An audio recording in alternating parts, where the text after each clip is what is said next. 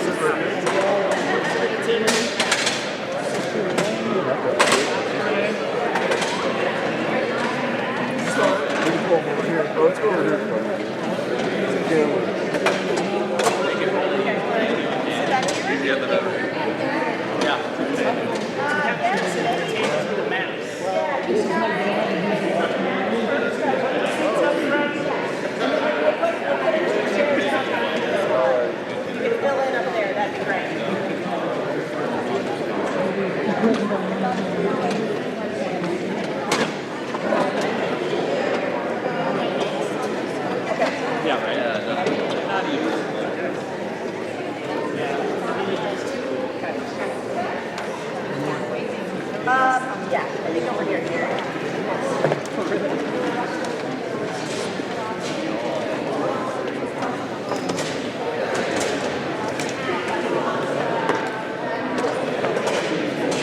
They're just numbered. I'm just going to do each numbers.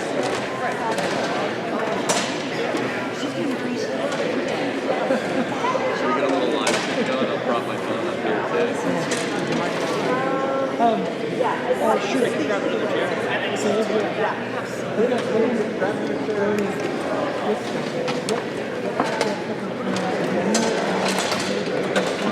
Did you want chairs here to block this?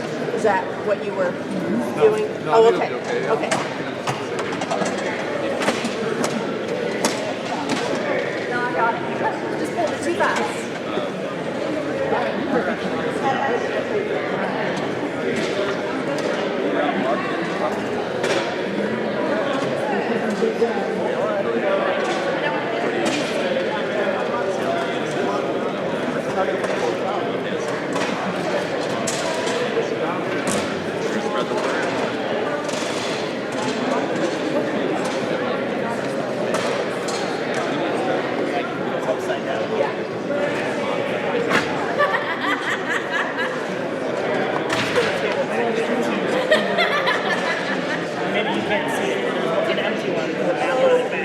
Oh, really? Yeah. Oh, okay.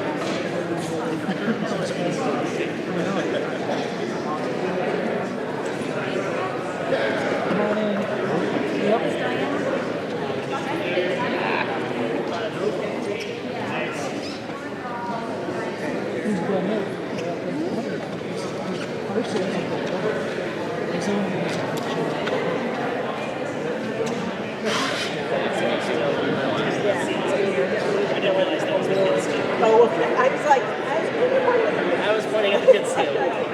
but we could definitely fill in. Yeah.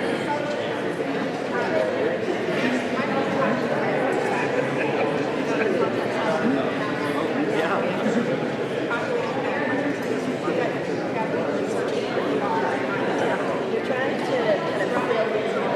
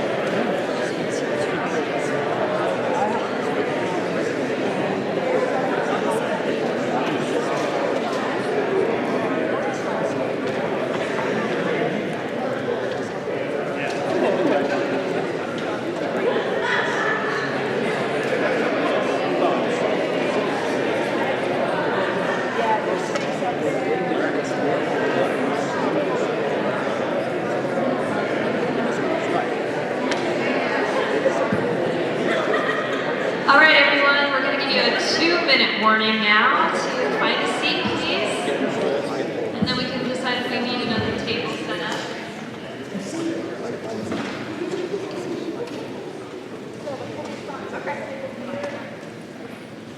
I think we, a couple more spots probably up front too.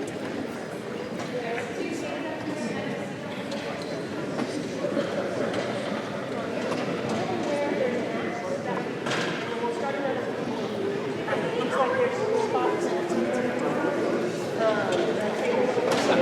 Spots over here. A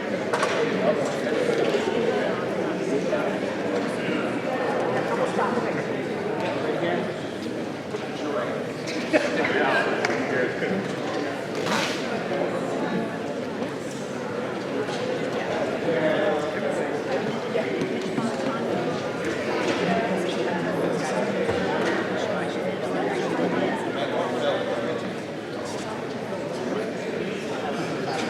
Yeah, so I'll put a map here.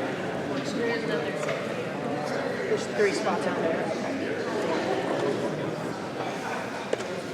Okay, you're on there.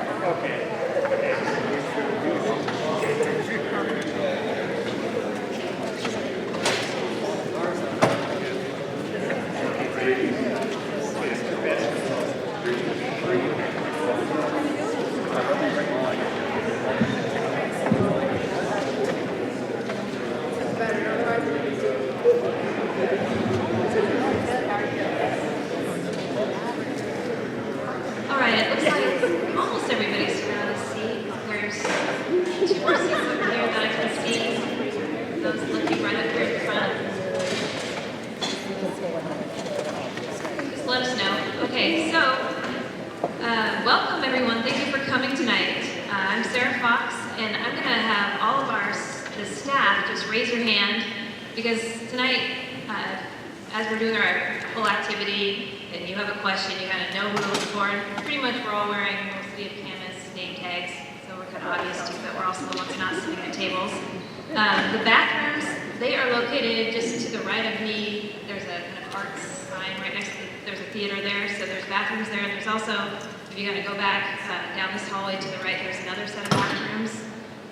We also have, for those that may not be able to stay for the entire exercise, and you might have just some questions, immediate questions, we have staff located at a table right here to my left.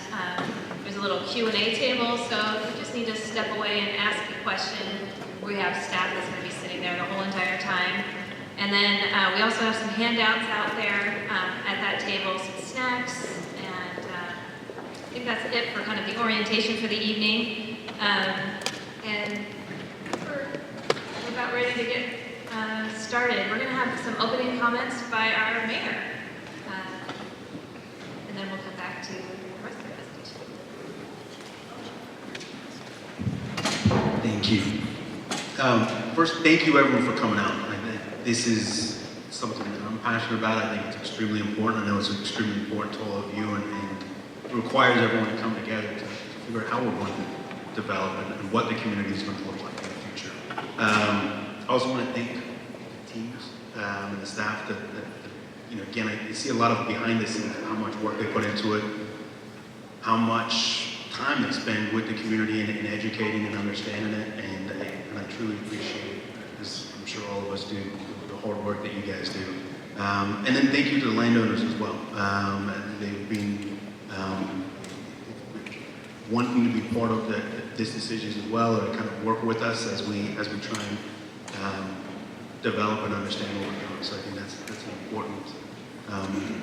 important group as well. I'm looking forward for Sarah to kind of go through. I think you're going to do a little bit of a presentation and then explain how this visioning process, this step 1 is, and then afterwards we're going to have some questions. I'll be able to answer any questions. Bill will answer any questions. If there's any questions, we will be happy to take those afterwards. So without further ado, I'm going to hand it back here.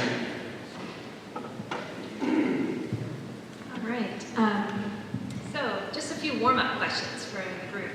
How many people here showed up at our forum in November? Wonderful. That helps a lot. And who attended the short course on Thursday, last Thursday? Wonderful. Okay. So for those of you that didn't attend the forum in November, we held a forum that basically we just allowed everyone who wanted to show up and ask questions about land use planning to show up, ask as many questions as they wanted to of staff. We had leaders from every one of our departments there to answer questions. We stayed for about 4 hours. We left at like 10:30 that night, and we stayed until every question could be answered that evening. And we hope that what we had left that night with was a better understanding of land use planning in Camas and the history of planning, the history of Camas that evening. And then the short course that was held last Thursday was a course that was offered by the Department of Commerce. And they covered the legal aspects of planning. They also provided information on the Public Meetings Act and the Public Records Act, and all of their training is available online too if you're still interested in learning more about that. And then my last question is, how many people have visited the North Shore's website? Wonderful. So tonight, the presentation, the materials that we have on the table, all of the material that we've been collecting throughout this process is available on our website. Staff can also send these materials to you as well if you want to reach out. My card is in the back there if you wanted to pick up my card and reach out to me individually. So that's just another little update. So what we've been working on so far is what we call phase 1. And what we've been focusing on is gathering feedback in as many ways as possible from our community. So we gathered feedback from what we call stakeholders, property owners, the public. We've been at a lot of events and gathering all this information. We've put it in documents along the way to just check in. And ultimately, at the end of tonight, we'll gather this information from the maps and from what you'll provide to us, and we'll put it into a draft, what we call a draft vision document, and we'll bring it in front of our planning commission and our city council, and we'll get the feedback and fine-tune it further. And then at the end, the hope is that this vision document will be adopted by resolution by our city council. And then that will be kind of the starting point for phase 2. Now we'll have a vision to work and basically put together what the real planning for the North Shore, where we build on goals and strategies to achieve that vision. All right, so background. So why do we plan? I'm going to only spend a few minutes on covering some of the background materials because, as I noticed, the majority of you have been following along this process and are pretty much up to speed on all of this. So, but for those of you that might just want a refresher too, I'll go over this basic information on the Growth Management Act. And the reason we're showing it as a triangle is because we are under this umbrella of the Growth Management Act in the state of Washington. And all cities in the state of Washington need to plan for our current population and our future population. And it calls for us to review our comprehensive plans every 8 years. And the reason that they even created the Growth Management Act was motivated by immense traffic issues and problems that they're having, mostly up in the Puget Sound area. They were losing farmland, there was a lot of impacts to critical areas, and so that the Growth Management Act grew out of that, the concerns for all of this that was happening. And so what we're left with the Growth Management Act is 14 goals. And those 14 goals cover things like providing enough housing for your population, the transportation of the network, and it's all about coordinating growth. And it's also about protecting, especially our critical areas, from development.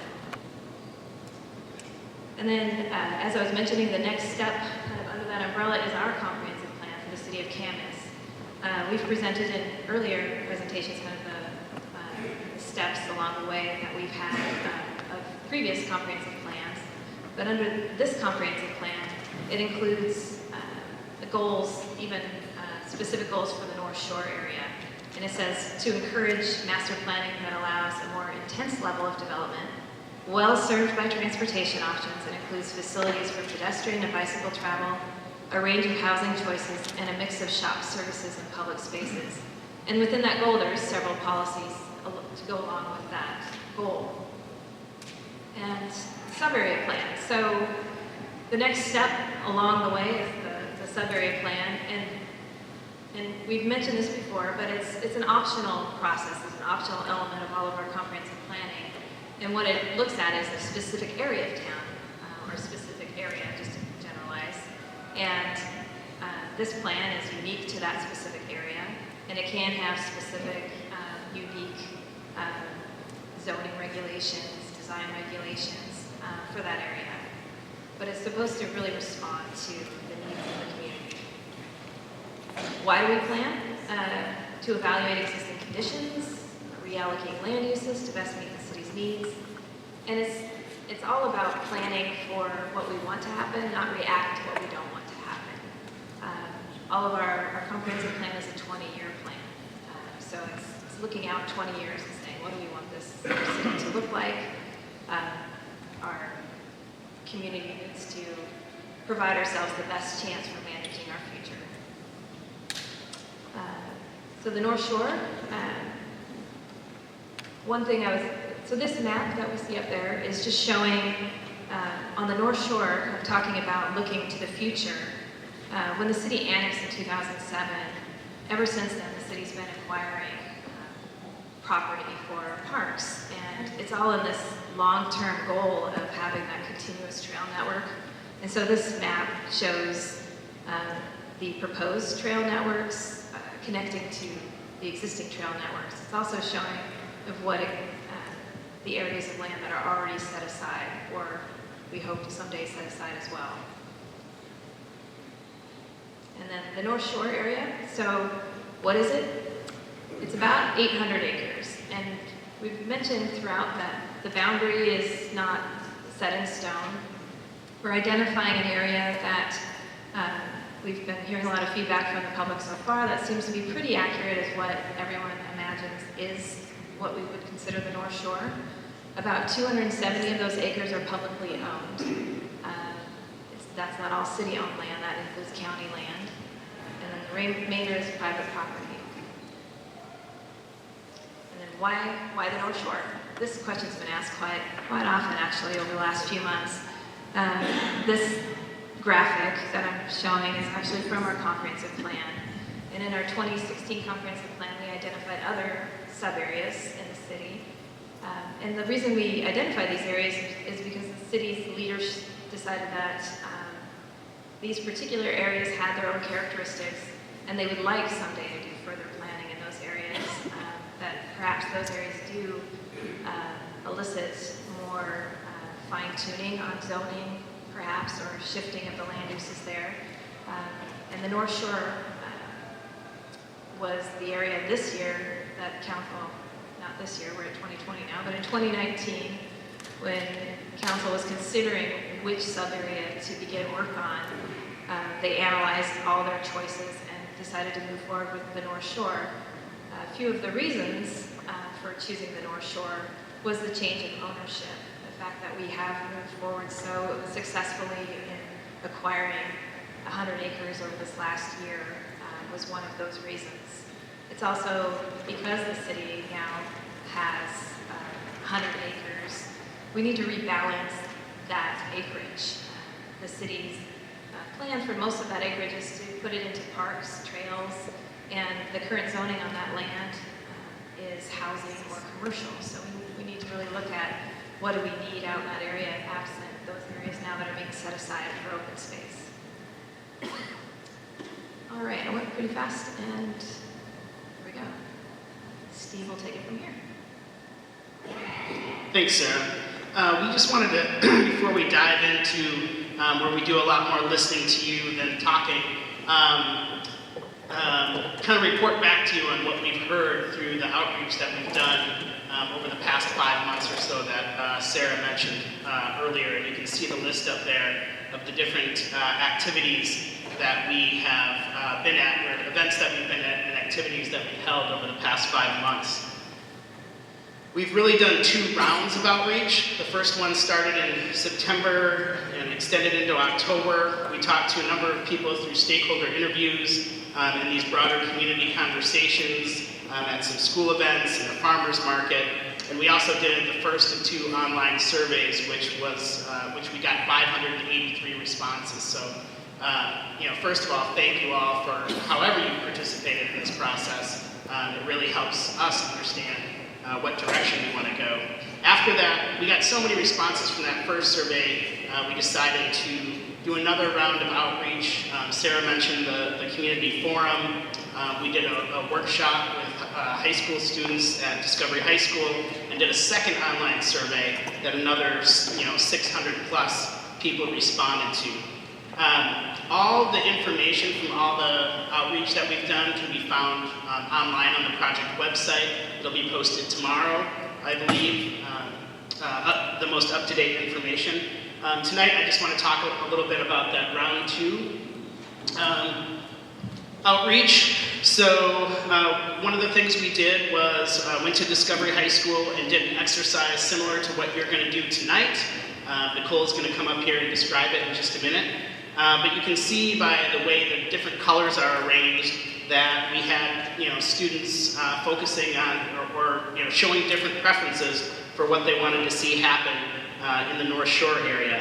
That first map shows a really quite a mix of where uses are located, where the second one shows a lot of residential closer to the lake, and blue industrial uses kind of pushed back further to the north and east. We had a total of 6 groups. In this third group, very structured a lot more in terms of where they wanted the uses. A mix of housing. They identified a new high school in their map. And group 4 showed a new elementary school in their map and really focused on wanting to see parks near houses and businesses. We had 2 more groups. Group 5, again, really segregated the uses compared to some of the other groups, keeping residential with residential, commercial with commercial, and industrial off to the east.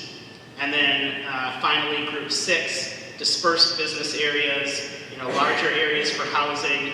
A lot of the groups had a lot of trails and parks. And so we wanted to show this to you so you just have an idea of what we're going to be asking you to do tonight. So the 623 people that took that second online survey, the first question was, what land uses are most important to provide in the North Shore? And the most popular answer, by quite a bit, was recreation and tourism. That was followed by, to a lesser degree, small shops and businesses, moderate income housing, and restaurants. Another question we asked was about parks and public spaces and what types of parks and public spaces people wanted to see. Again, natural areas and trails, scored the highest by quite a bit, followed by water access to the lake, a larger community park, which I believe we defined as up to 5 acres, and passive open space was a popular one as well. The third question we asked was what types of jobs would be ideal for this area to keep more jobs in Camas. And this was not quite as varied as some of the other questions, but tech jobs, the technology sector was the highest rated, followed by medical and office jobs. Again, the range was much I'm sorry, I forgot to change the slide. You can see the range goes from about 2.5 to 4.5, so the desired types of jobs were much more clustered together than clear favorites as in some of the other questions. So the final question we asked was just what other comments do you have and want to share about the North Shore? And we had hundreds and hundreds of comments, so we took those and put together one of these word clouds that shows the words that appeared most frequently in those answers. And I think you see things that echo the results of the other questions of the survey, preserving natural areas, parks and trails, commercial space, looking at traffic and walkability and job diversity. So a real array of thoughts and opinions on what people want for the future of North Shore. So that was kind of a quick snapshot of this round 2 of outreach, but we have from round 1 and round 2 identified some themes in what we have been hearing from the community, and I'll just walk through those really quickly right now. A lot of people saying, don't develop this area, we really want to keep it rural or natural. People wanting to incorporate more parks and green space, especially around the lake, like Sarah talked about earlier, and we saw that in the student maps as well. People want to see development happen in a way that preserves trees, and views, and habitat. They want to minimize traffic impacts. We heard a lot of concern about what developing the area will do in terms of traffic. But people also want to make sure that we're being safe as we plan for the future of the area. Like with traffic and transportation and roads, people want to make sure that we're planning for needed schools and infrastructure as we go through this process. Incorporating bike paths, we heard a lot about walkability and bikeability, and we talked about the trails earlier. People want to see a lot of different modes of being able to get around the area. There was definitely a preference for local businesses and local serving businesses as opposed to, one of the options we gave people was shopping centers or larger commercial centers. People definitely preferred local, smaller types of shops. Not as much on employers. People didn't care as much about what types of employers Camas would try to attract, but really very concerned that these employers do not impact the environment, especially concerned about the lake and what might run off down to the lake, and also not wanting just unattractive industrial development that's going to hurt the aesthetics of the area. And then finally, another common phrase was people really wanted to just make sure that development happens at a slow pace so that the city can adapt and maintain the small town feel that Camas enjoys today. So with that, we want to jump into an exercise where we hear more from you, like that student exercise, and Nicole's going to kind of lay the groundwork for that. Hi, everybody. So everybody's now seated at tables with a variety of materials. So I'm just going to go through what those materials are, and then I'll ask staff to raise their hands again, and we'll be roaming around the room so you can ask specific questions about the exercise too as they come up throughout. Yeah. Would a question and answer session be appropriate now to clarify before we do the exercise instead of after?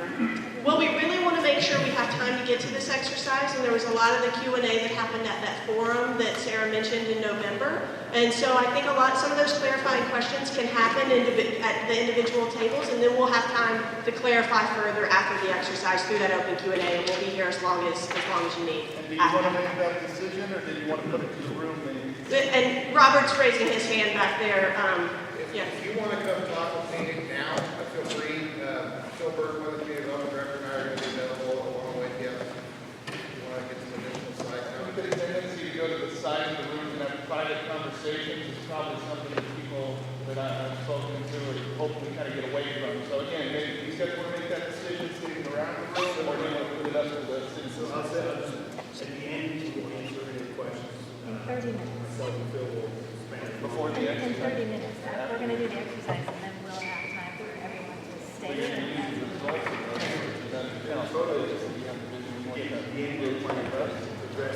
This is just part of the vision. Yes, we don't want to be ready for the time.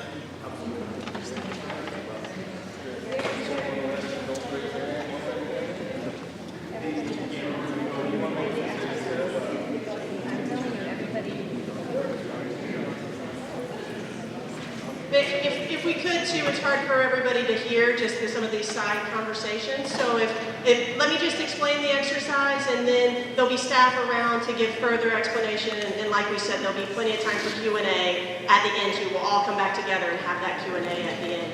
So the materials that you have in front of you, you have a base map, that has a green hatch over it that includes the land that the city has purchased, and that land will likely be identified for parks.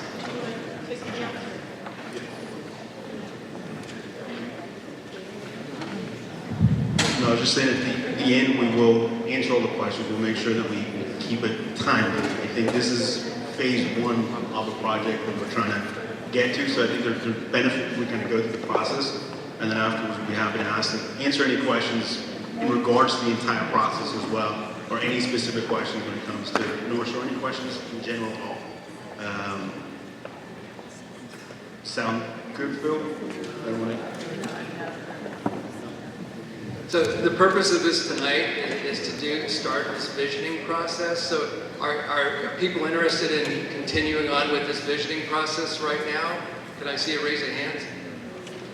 I don't know if that's the question, Bill. I would suggest we stop the process. I was saying, do we have the question and answers in the community discussion? Sure. And so now let me, since this is our meeting, let me control that, okay? Yeah. So now, would people like to just stop what we're doing right now and have a question and answer session? If I see it, raise a show of hands. Okay, so I see the vast majority of people here are saying let's continue. Okay? All right, so back to the materials on the table. So we have the base map with the green hatch that identifies the city-owned parcels. Those are likely identified as parks, so that's why they have a green hatch over them. In your bag, little Ziploc bag, you have a series of Post-it notes and some dots and 2 markers. So the Post-it notes are in different colors, and all of this is also written on your kind of instructions and directions sheet as well, so you can kind of follow along here. But you have 14 blue Post-its, which those represent office, business park type uses. Then you have 6 red Post-its. Those would represent commercial uses. You have 5 orange Post-its. Those represent multifamily, like apartments. And then you have 15 yellow Post-its for single-family houses. Then you have 4 dots, red dots, that would represent smaller commercial nodes. And then you have 9 green dots, which would represent parks. So the idea is that you use all of the Post-its that you have. The use of dots is optional. The use of dots can be layered on top of the Post-its and the other land use colors. But again, and then the black marker is to identify roads throughout the area. The green marker is to identify trails throughout the area. And again, the idea is to use all of the Post-its that you have in the form that they are in. You can layer them, you can write on them, so you can identify further, what your thoughts are. I would encourage you to nominate someone at your table to be the recorder and to begin to record your thoughts, because after the exercise, we'll ask each table to present to the group what they were thinking and the results of their mapping exercise. And then I think that pretty much covers the basics of the exercise. Again, can all staff raise their hands so that we can identify staff? We'll be floating around. So feel free to grab one of us and ask specific questions at the table. And yes, one extra thing I didn't say. So you are allowed to trade up to 3 Post-it notes from one color to another. So if you don't want that many blue Post-its, you can trade them for some yellow. If you don't want that many yellow, you can trade them for blue, vice versa. All right. And so I would, that's, because I've been out for 30 years on Livingston, and I'm just seeing what's happening. And I'm a gamer, so I'm applying on used to go down. When I first got out, I moved up on 53rd, I had a couple of stops and I had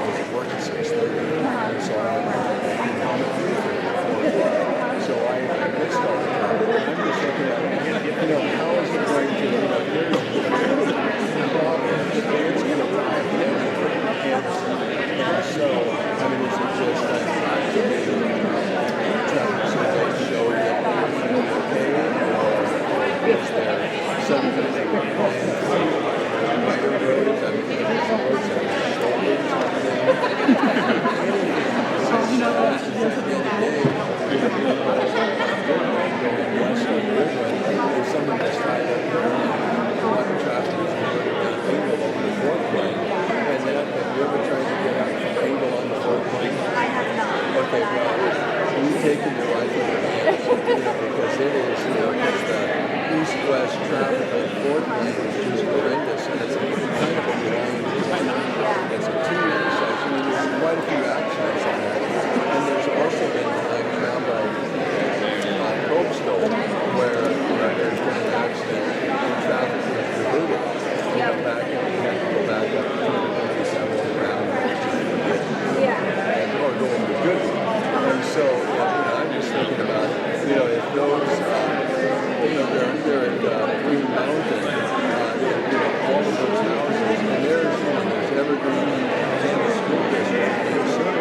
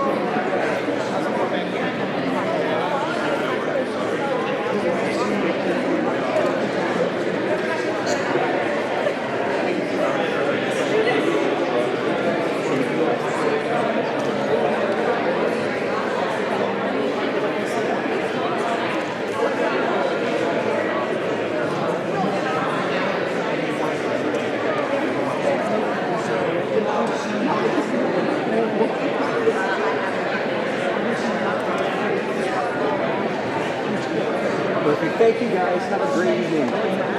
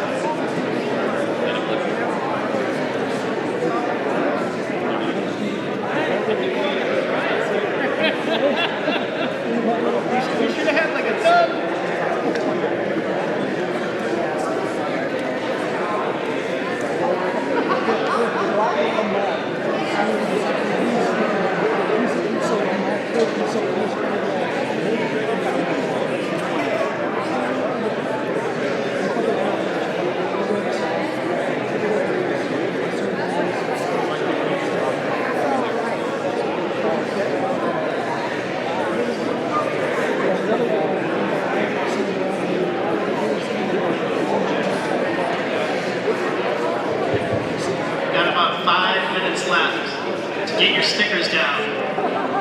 5 more minutes, thanks.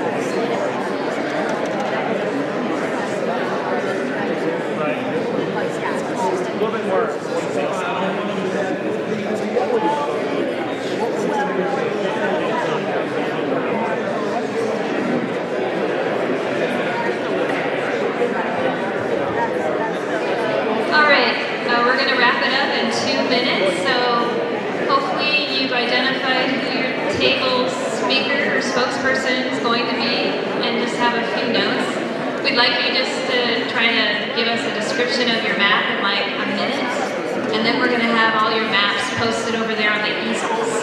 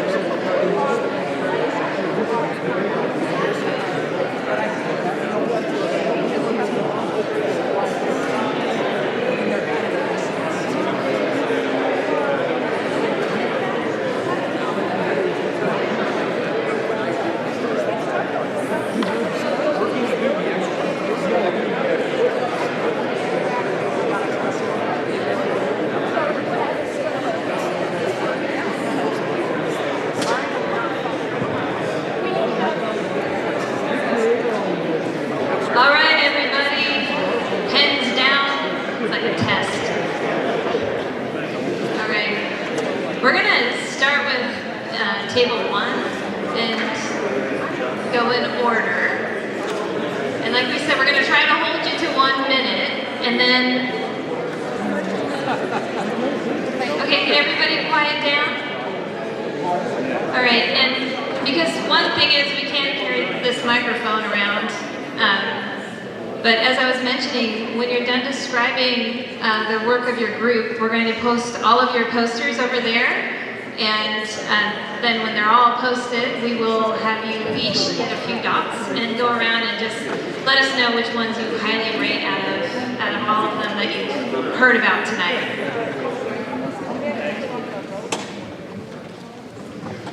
Okay, I'm the guinea pig, I guess. So when we were talking about a lot of the important ideas that can come out of this to keep Camas still feeling like Camas. So rather than having industrial areas that all the trees get clear cut, everything's just wiped out so it's a big industrial area, but also requiring some of those spaces to have green spaces so it's walkable. Also having the feel for the commercial spaces for restaurants and things like that that have views of the lake, but still have the feel of our downtown corridor with meandering sidewalks. Everything's slowed down, so it's not speeding through the area. Cottages was one of our ideas at the table there. To be able to have affordable housing is really important in our area. Being on the team was kind of fun because what's important to me, it was also important to everybody at the table, which is having places that people can afford to live in our town. We have a beautiful town, but it's also very expensive to live in our town. So the cottages, also we talked about senior living development in one of the areas because that's been brought up from time to time. And then also a swimming beach. That seemed to be very important at our table too, to have somewhere for kids to be, and also diverting some of the busyness of Camas Lake, the swimming area, the kayaking area, and bringing that around to the North Shore as well, and having a large area like that. Thank you. Table 2.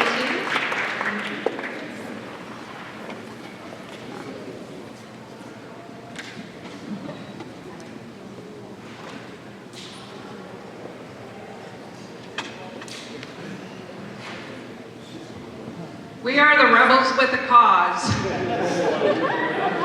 We refused to use the Post-its. Well, I got notes down here. We have 3 major issues. Number 1, we would like to see City Council reconsider their focus on the North Shore. We don't have the same City Council now. We feel that we have a city council that better represents us than the past.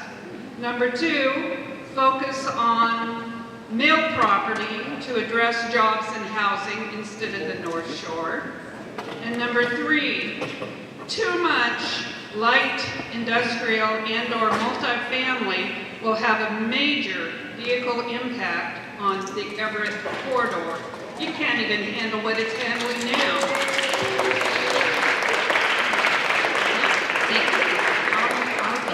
Okay, table 3. So Randall really should have been in group 2. He's trying to move over there. He played. So, thank you. We wanted to do everything we could to preserve the open area along the north shore of the lake, and so we foresee continuous parks through here, a couple of access points for for recreation to the lake, and then behind it, mainly residential. We think you should have apartments. One of the challenges in Camas is low-cost housing, and that is lower-cost housing. So we had it closest to existing downtown at the bottom, and up here near the new school. And then commercial and, what is the other thing? Commercial and good old business parks, kind of backing as far away as possible, with some centers and some new roads, some residential up by this high school. Yeah. Have a nice day.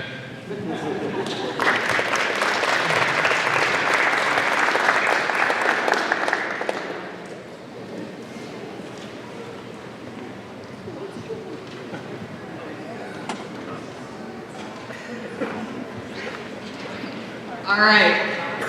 So we had a lot of discussion and like like insider knowledge about sort of this general area with a lot of like parks and places that would make good trails and not very good housing, like big river or streams and stuff. And so we wanted to also preserve the sort of natural corridor around here with parks and some more like trails and things like that. Medium to low income housing around the schools and sort of behind the lake area, sort of over here like the last group. And also concentrating some of the like office jobs. We kind of went outside the area a bit here, but that's fun. Kind of near the airport, that's behind these sticky notes as well. We talked a lot about commercial centers along intersections of major roads, as well as kind of expanding like this road. That's 3rd, coming off of 500 to join in over here, make a little commercial center, sort of in this area where there wouldn't be like a lot of deforestation going on. Yeah.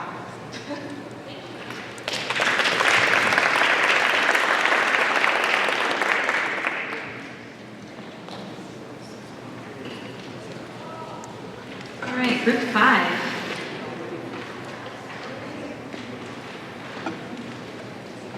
The person who took most of the notes had to leave because they go to work at 5 in the morning. So one of the things, we didn't use all our posting notes. We weren't quite as rebellious as some, but we feel that it's important to have, again, the green space, but we didn't put the dots because it was already hatched there.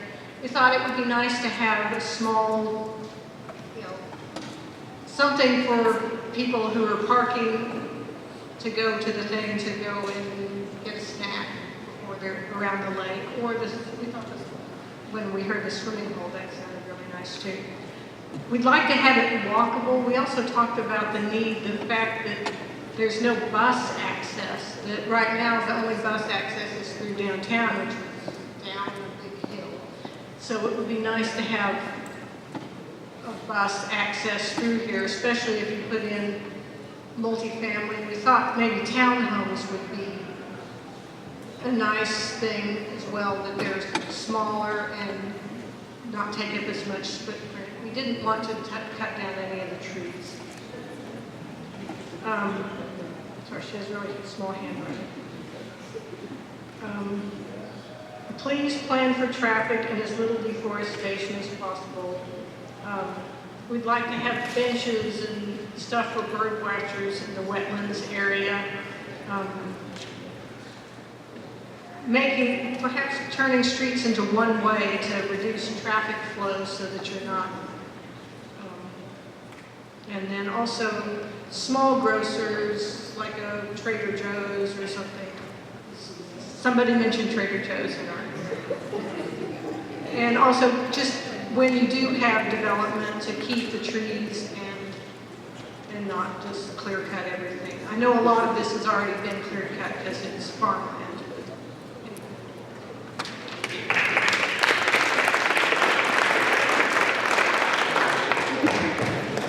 We're at 6.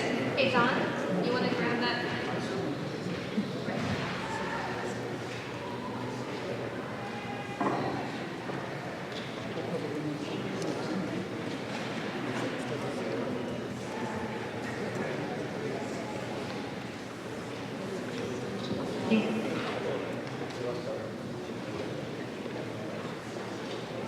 Okay, so we were really looking at the front here. I mean, I think that we have such a gem over here in our big park, right? That we're out there hiking and everything. So we were really looking at taking any park that's currently forested and keeping it as part of the parks and trail system and the recreation that we were talking about. So we took liberties of using the marker to fill that in. And we recognize we need jobs in industry, and we thought it would be nice to have them as far away from any kind of environmental impact as possible, depending on what we have. We really thought that up here by the school, it would be nice to have some houses, some shops, some multifamily units, because when I look at us going forward, the opportunity we have to create, if diversity in our community. I was totally shocked at seeing that we're 85% white, and we have no diversity, and I think we're really skipping the beat on that. So we have to have more affordable housing, whether it be high density, duplex, or even other creative housing. And also I want to make sure that we're not skipping the beat when it comes to, we have a certain age of population right now that's looking to downsize. And so families can come in and reoccupy those 5,000 square foot houses where the older folks, such as myself, I downsize and I highly recommend it. So, you know, to get in that multifamily unit, opportunities to downsize. So, yeah, mostly we're focusing in on the parks. And then I just wanted to add, and this wasn't really something we shared, when we're talking about bringing in creative housing, I mean, I think that we could probably we need stuff that builds community. So why aren't we putting in planned communities? Communities with housing around a central park. If you're a dog owner, maybe this community is a dog park in the middle. If you're a gardening person, maybe this community built around the open spaces of the community garden. Maybe if you're a really active sports person, maybe this community is built around a big sports complex. They have them all over the place in Europe and Japan. So, I mean, that's when we talk about developing the housing, I hope we're looking at planning communities, not just build, because we totally skipped the beat by putting in so many single family housing. If we keep putting in family housing for the average Camas citizen, which is white, 40, and makes $100,000, we're never going to create diversity, right? We're going to totally blow that one. So, you can take the girl out of corporate, but you can't take the corporate out of the girl.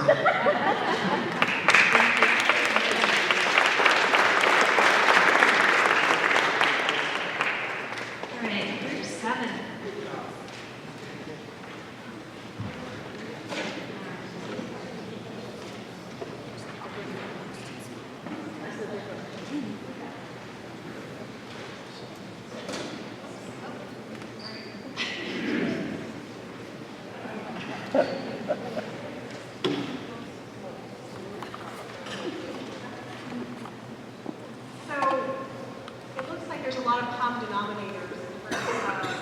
What I've seen some of the other groups presenting already. We have the unifying theme of wanting to keep this broad swath. Can't hear you. Sorry.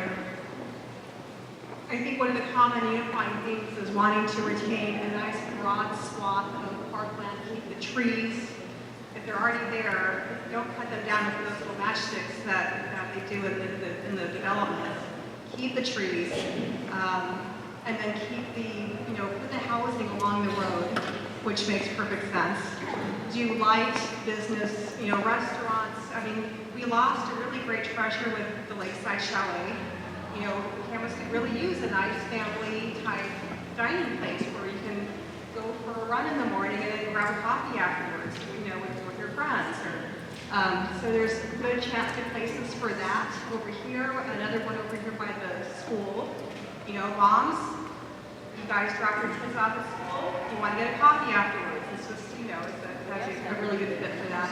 And then again, keep we have so much land, we don't have to concentrate industrial and office parks right here where we will have room in the future to put those things closer to where the bigger roads are, like where SR 500 is. You already have existing big busy roads. Concentrate the development around the big busy roads. And then also another thing that we saw that I've been wanting to do for a long time, anyone who's ran or ridden their bikes along the Burke Ridge Creek Trail in Vancouver, we've got this great EPA trail that it would be so cool if we could develop that into a multi-user trail that would connect to high school. Hello, high school's right here. Imagine being able to free up kids being able to walk or ride their bikes to school. I mean, that would be so cool. So it would be nice to have that trail to connect the Camas High School area and up to the northwest side. So that was another idea. So I drew in the trail where I saw the line there. So I think that's pretty much it for ours.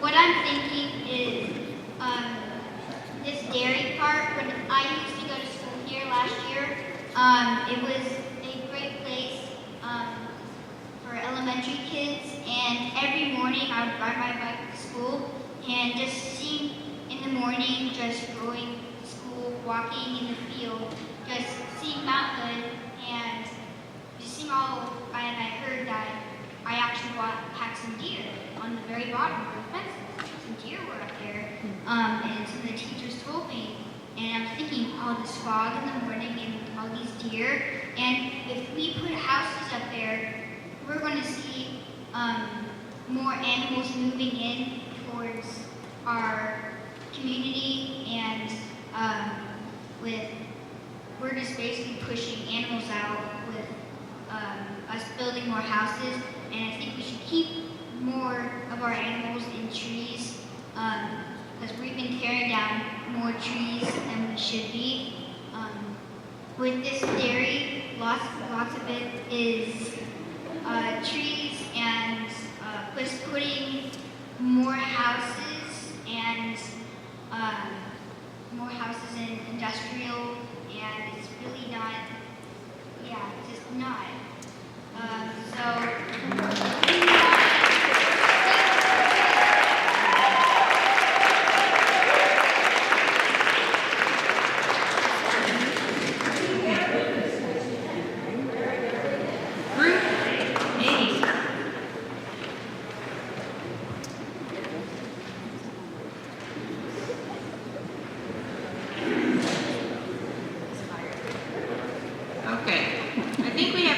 Common theme here coming from most of us is we really focus a lot on keeping the natural trail along the river, taking nothing to take those views away from all the way up. So as you see, we kind of left this whole area open to try to expand the trails, the parks, and be able to kind of walk through that whole area and not take down any trees. That was probably our number one concern at the table, is keeping all the green spaces there.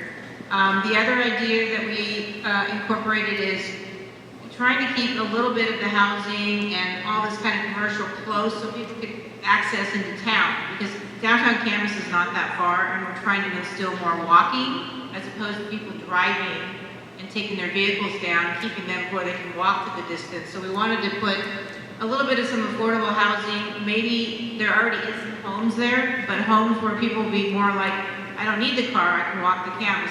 I work at the industrial park, I live here, I walk to town. Hoping we would get less cars than more cars, is the idea of this concept. May not work, but it's kind of how we get people living in their communities.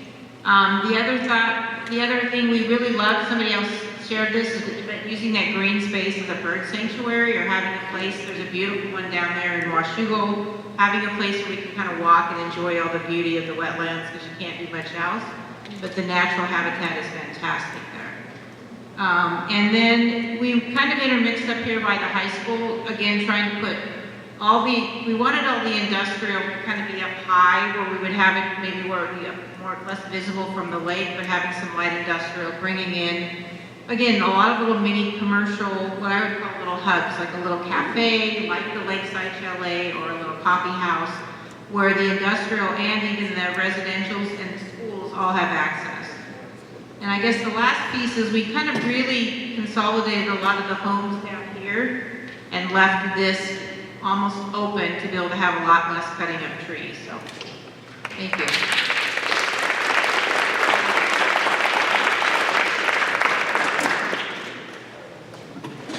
Great, group 9.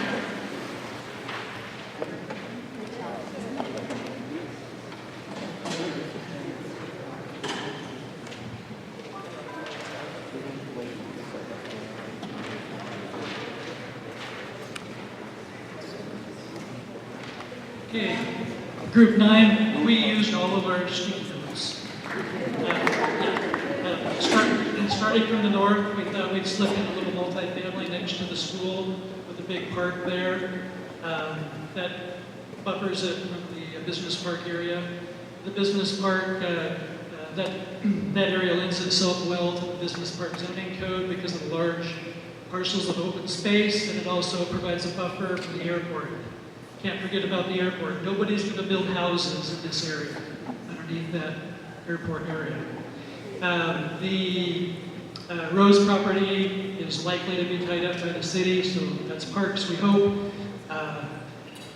Moving on down, little multifamily here, which is the Mills family, follows current zoning. Farther down, single family housing, which is the CJ Dent's property, follows current zoning. And then we put in some commercial along SR 500, and then single family housing along SR 500 and near the high school.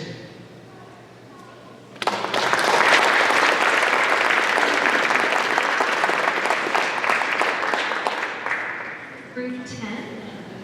We have a spokesperson. We have a group 10.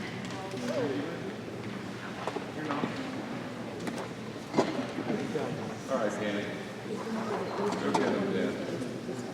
So, just a quick count. Is 16 the highest number we have out there, or do we have a higher number than 16? Anyone have 17 as a map? No? Okay, we're almost there, everyone.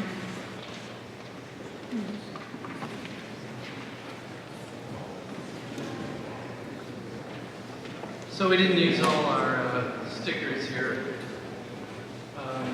We really were concerned about adding a whole lot of single-family homes, but we do understand that we do have to add some. Tried to keep, one of the things that I guess really hits us is that Camas is, we call ourselves a city, but it's like a city with none of the conveniences of being in a city. You know, I think of a city as I can walk down to a store or a coffee shop or a market or something like that. So we tried to put some of that inside of our plan here. And areas where there's already multifamily housing, we kind of built along this road here and then make it so it's walkable. One of the things that we want to make sure that Camas has is bike lanes, walking lanes, because right now the way it is there's a bike lane and it just stops. You know, it's crazy, it doesn't make any sense. So we want to make sure that that goes not just here, but comes all the way through here. Really anywhere where we're going, bike lanes. Because this is going to be a major problem. We're putting in all these homes and businesses, and there's really only a couple of ways in. So that needs to be addressed. So I don't know if this will help us reach the GMA targets. Kind of our thought is that that's why we've got elected officials. We expect them to go to our state legislators and say, no, we're not going to make it to 35,000, sorry. We're going to do this. We're going to do our best to make a livable city, lots of trees, and lots of walkable, livable space. One of the models that we'd like to follow is up in Battleground, just south of their city center. I think it's called Battleground Village or something like that. But that's a nice little model where they've got some multi-family homes, they've got, I think, a community center, they've got some shops and a library and things like that.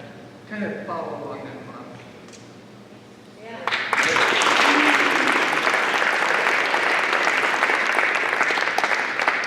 Group 11.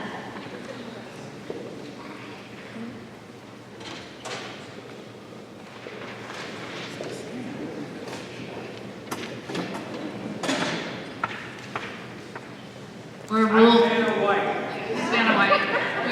followers, so we tried to get all of them in. But, our brand of Camas is we're a small mill town that's growing, and we have a lot of wealth and then a lot of people that are coming up.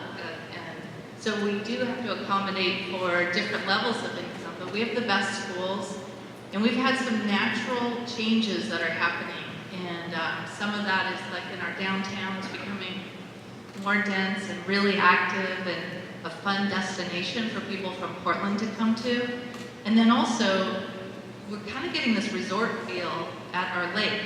And good planning would optimize those natural movements. And so in this area, having some services and the restaurant and having a accessible place, this is a theme, is that we're all concerned about the traffic coming in and getting in there. So obviously, the number 10, they said that about Olympia and all the pressure, but we're Camas. I mean, we can handle this. We don't have to be what they tell us to be.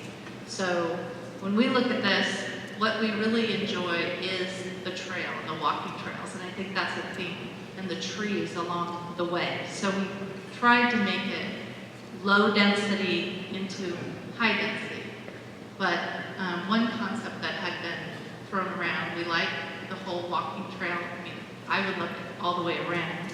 And have this area by the school, it's already a natural habitat there. I paddleboard through all the lily pads, and not to impact that, but to keep it a little more natural and create less of a thoroughfare down here, but maybe the road up here that's planned is a good one, but have it be a healthy road with access down to the lake.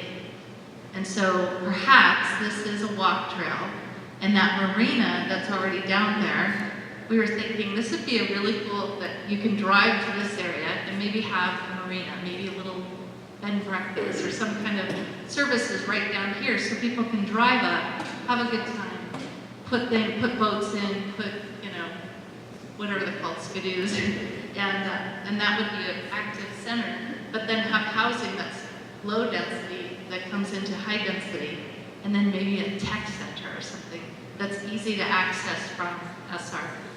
What is that road, 503? Yeah, 500. So, did I miss anything? The other thought we had is, as we looked at all of this, we had lots of fun discussions, and we put lots of other things around, and it suddenly hit us that, you know what pays for all those open spaces are property taxes. And we didn't have enough yellow in there for homes to help fund all the delightful open spots that we did want. How do you pay for it? If none of us have to write the check, we want it all, and it'd be delightful. But so we went back in and put a lot more yellow single-family homes, because ultimately it's the property taxes that fund the roads, the services, and the open spaces we needed. So then we acknowledged those high-dollar homes are going to pay the high-dollar taxes, and they're going to want views of the lake, and so we added more yellow in. Yes, the beat cameras. Group 12.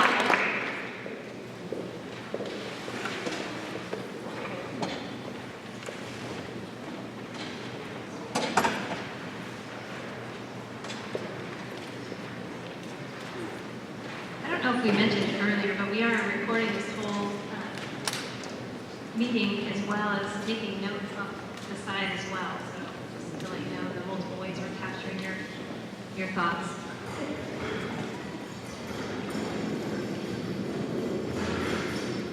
Like many others, we wanted to preserve trees that are along the lake here, especially with these large parcels that already have a lot of old trees on them. We're really hoping that the city could acquire those. And we wanted to create a greenbelt trail from a lot of the houses that are over here that will ultimately connect to the school and all the residential development here. And the other thing that we wanted to really focus on was getting the heavy industrial commercial and the truck traffic all the way up north, where it won't impact the road, it won't impact views from the hill, and it's not going to be funneled down to the bottleneck. So everybody, the heavy truck traffic, commercial traffic will be able to catch 500 and only go to 205. So we are a little outside the bounds here, but we're hoping in a future annexation that could be possible. We also have some by the airport, since this is generally an undesirable area for housing. so it would make sense having it next to the airport.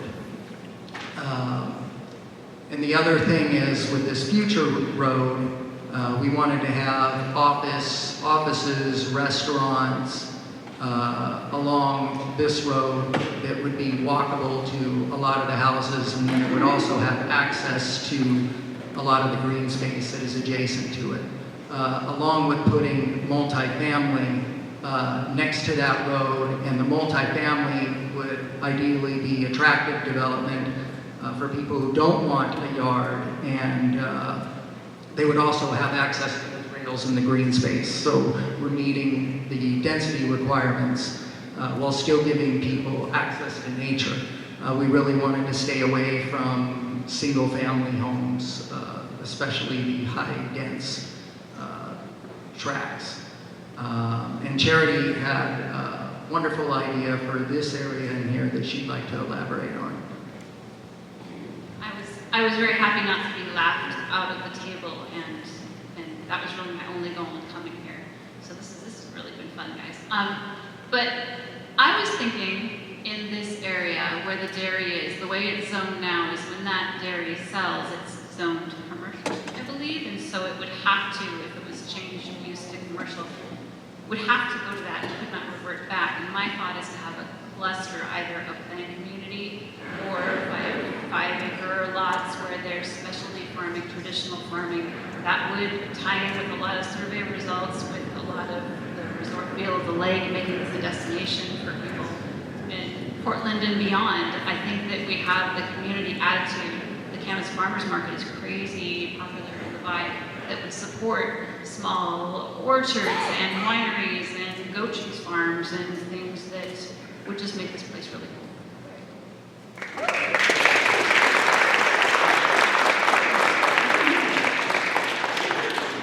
Okay, 13.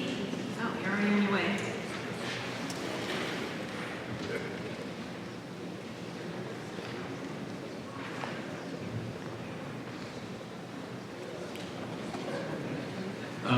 So we chose to, working off the schools, cluster the residential around the schools to be able to provide even walkable distance to the schools for that. And then on this major arterial, we wanted to build off that. One of our group mentioned this could be 500, SR 500A, cut off from there eventually. And located along that would be more the business kind of center. Built underneath the airspace for growth, because you wouldn't want to locate residential underneath there. And then kind of along that route, cluster in some commercial activity. And then, as a lot of people have mentioned, this is a valuable area down here to locate some commercial with access to the lake.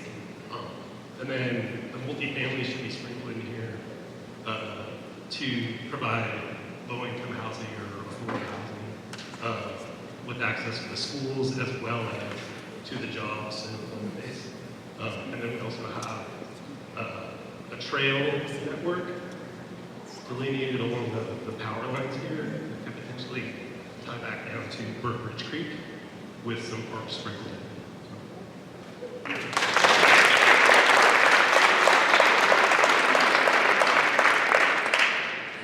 Group 14.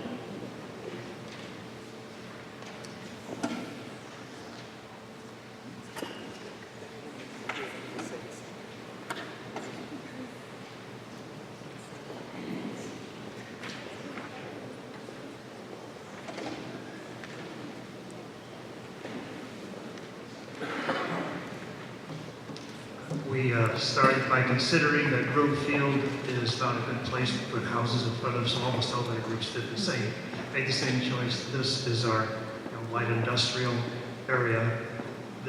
Working with the assumption this is the new road that started here is going to be the main thoroughfare down connecting to Everett, and we put our commercial along the north side of that road, and then single-family housing along the south side, and some other light industrial here and there, and also used this area single-family and some multifamily in this area. Some other highlights, interspersing parks here and there with generous use of trails going down to the lake And that's what I've got. Mike, do you have anything to add?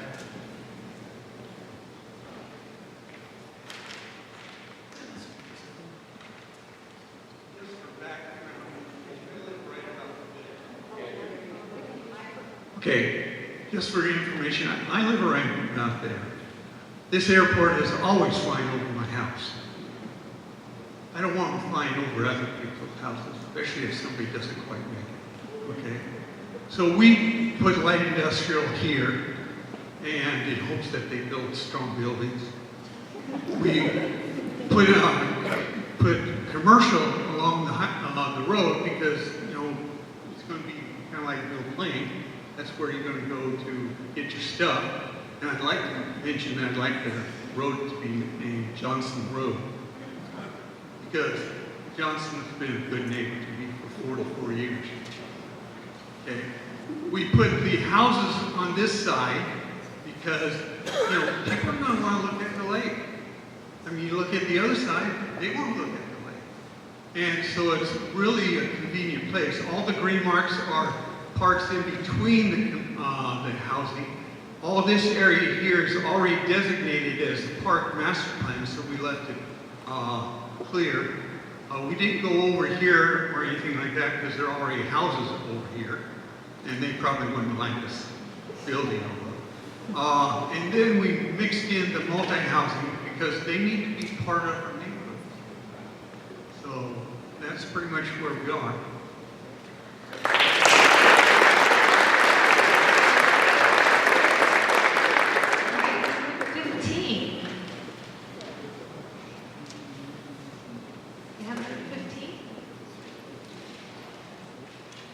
Are we done? Do we have another group that hasn't reported? Oh, okay. Okay. What number are you guys? Come on up. All right.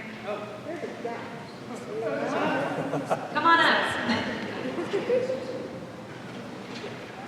So what other groups haven't reported? Do we have any other groups? Is this the last group?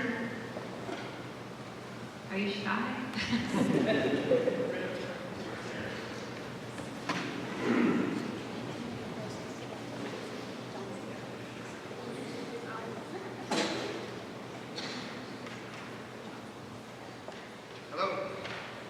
I think we're all here because we care about this land so much.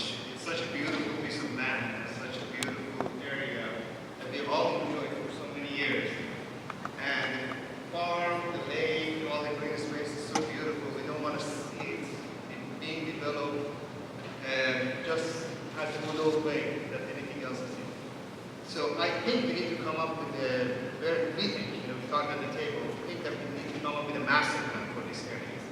So the city set some guidelines for development that goes in.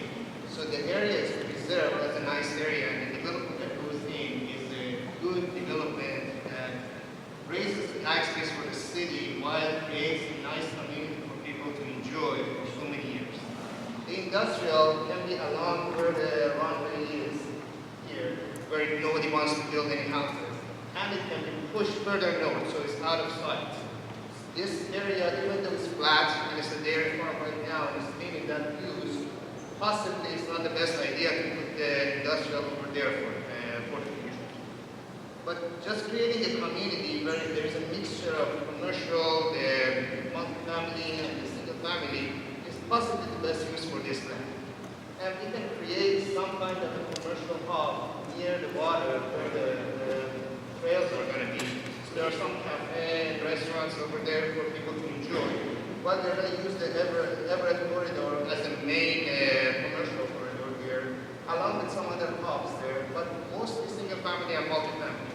And either a school that next to the existing school if they need to do the high school here, or they can put some multi-family over next to the school so people are closer to the school. That's all right. That's what we would suggest.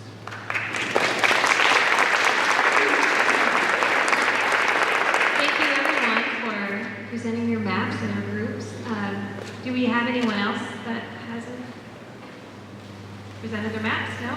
Okay, so now I think we're going to hand out some dots.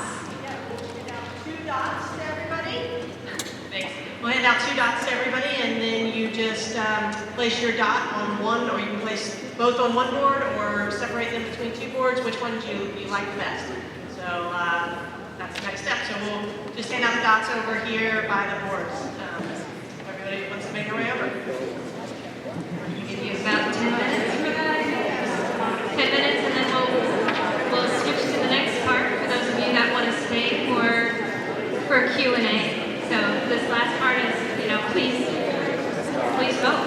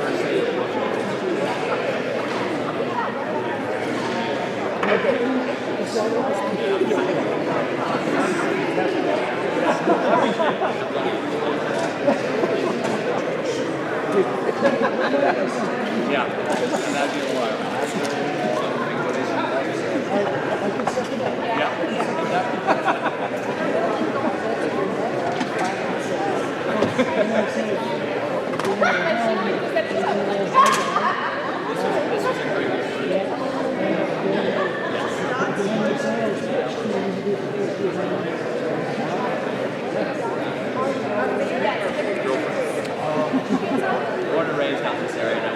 I gave mine away.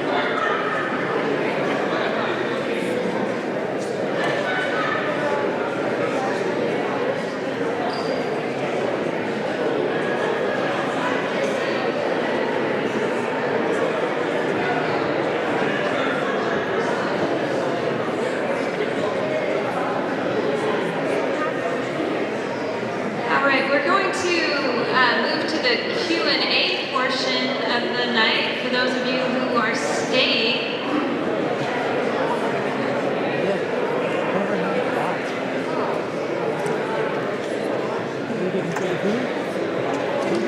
Those of you who are sitting at tables, are you staying for the question and answer portion of the night?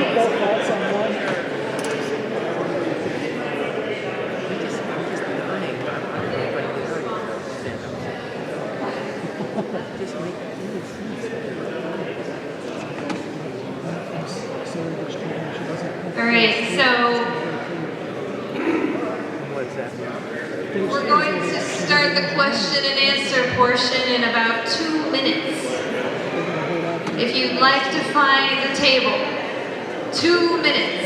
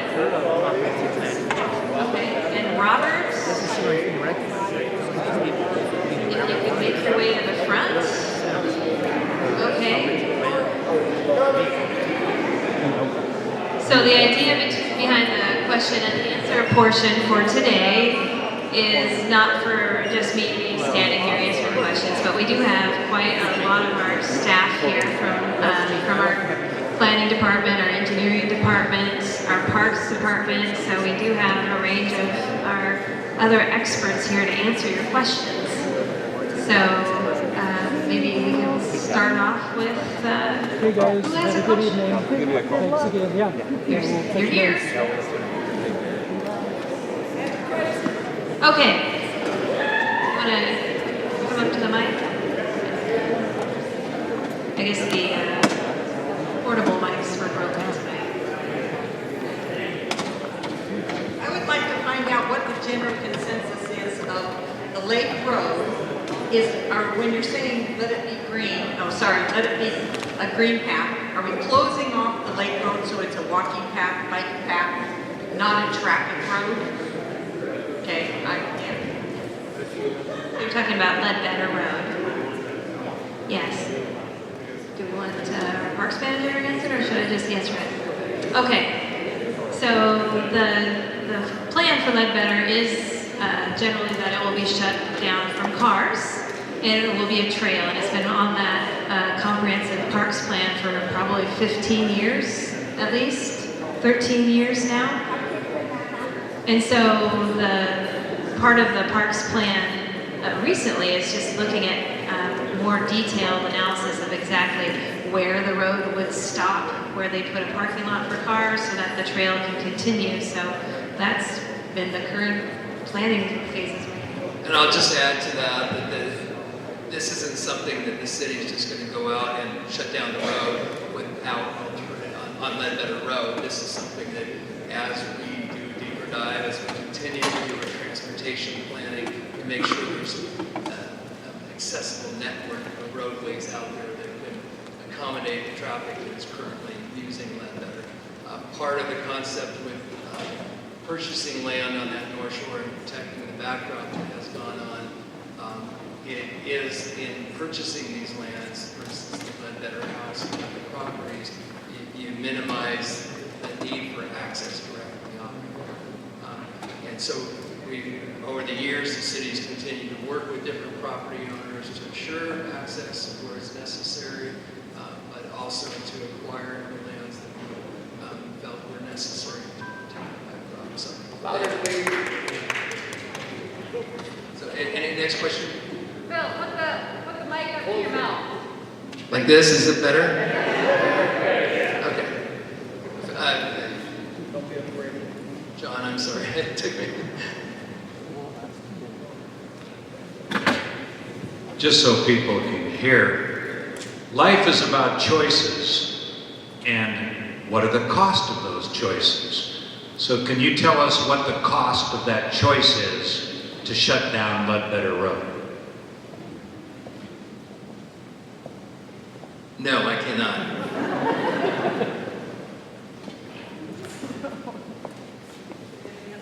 That's the answer for now. I do not have a number for you. So. But we're going to have to build a new road, so that is the consequence of that choice. What's that new road going to cost? And actually, Curly, you might be able to address the, I think it was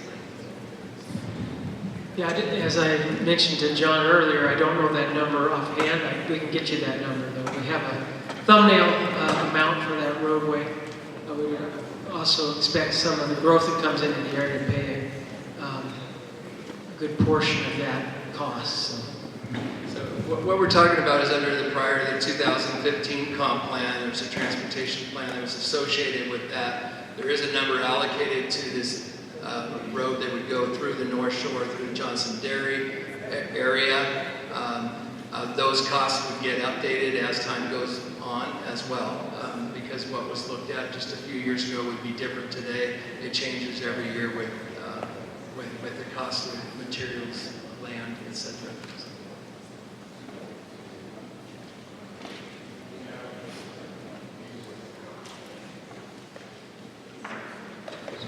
The question I have is about how you pay for infrastructure when you do new development.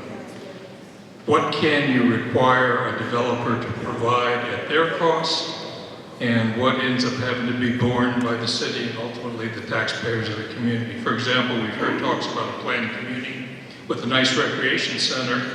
Last time I checked, we just voted down a not so nice recreation center in the eyes of most Camas residents. So how could we deal with something like that going forward? I'll talk generally. I'll ask Curly to help out a little bit, but generally with each new development, what you can require them to do is improvements that are proportional to the impact that they're creating. So you have transportation studies that look at what are they going to do to the road network, what intersections need improvements, those kinds of things. You require them to do those improvements. What you cannot do, though, is require them to solve pre-existing problems.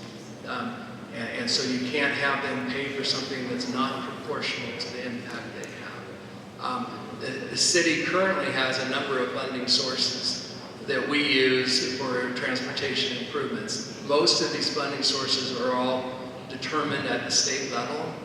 So there's grants, loans, there's your general taxes, there's impact fees, and so for instance, each new dwelling that gets built in Camas has to pay a transportation impact fee, a park and open space impact fee, sewer system development charges, a variety of other fees associated with that. So a typical home, for instance, up in the Green Mountain area, I'm just taking one section of the city, for a typical home there, the amount of fees for a new home currently is about $28,000. That's not including your building permit fees. So that's what we do, and that includes transportation, water, sewer, open space, those kinds of things.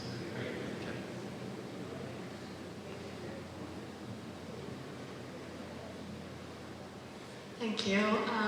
I guess I first want to thank you, city staff, for providing us with this workshop, listening to us, and have the opportunity. We can share our ideas, even share our angers. My question is, what would be the next step? Sarah, would you like to answer the question on next steps? I'll start it, and you can perhaps follow up on that. So the next steps is to take this information that's all been brought together, assimilate it. I'm sorry. The next steps would be to take all this information tonight, all the notes, everything that's come together, the record that's been brought together from the previous workshops, the frequently asked questions, bring that all together, start to put together themes in which our planning commission can deliberate on further and make recommendations to city council. Each step of the way, those will be public meetings. There will be opportunities to comment and participate. And if council comes up with a final vision, that's when the next stage would start. And that next stage would actually be working toward your policies, your goals, putting together a plan that's specific to that vision. Not much to add. It's a really, like we said, when we put together this draft vision and plan, it will be available on our website. That's why I was glad to see that everybody knows where to find it. And so even tonight we were showing you some of our initial summaries, so you could see if it was starting to resonate with you as well. And so all of these methods are ways which you can continue to give us feedback as it evolves. And then when we get to City Council with this vision that has had so much input, please continue to participate and talk to your representatives. I will add on that as well, is that this process is what we call a legislative process. So it's going through the planning commission, makes recommendations to city council. Your city council is the one that makes decisions. At any step of the way, you can reach out to your city councilors. You can come to council meetings. You can send them emails. If you think there's something wrong with this process, that's the place to direct that. If you think it's something right with this process, you can also share that as well. Or show up to those meetings as we continue to move forward.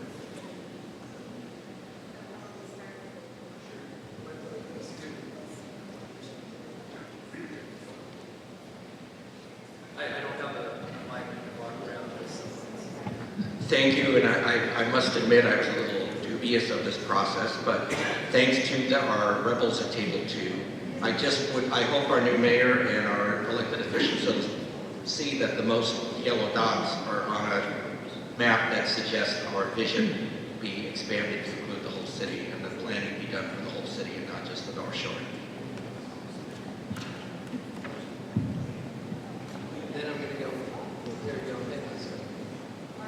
So, my question is, does the city have the capability to regulate development based upon environmental factors, like risk to the environment, because mostly what I'm thinking about is because like everyone knows like Lacamas Lake is kind of gross. And the reason it is gross is because runoff from like both farms and like fertilizer people put in their yard gets into the lake. Algae eats the fertilizer, it grows, it dies, and then so we have massive algal blooms, and then the dying algae sucks all the oxygen out of the lake, so it can't support its own fish ecosystem. So, can the city say no to proposed development that would provide too much, make too much of a risk to the environmental factors? And does the city have a plan to improve the health of the lake in the future?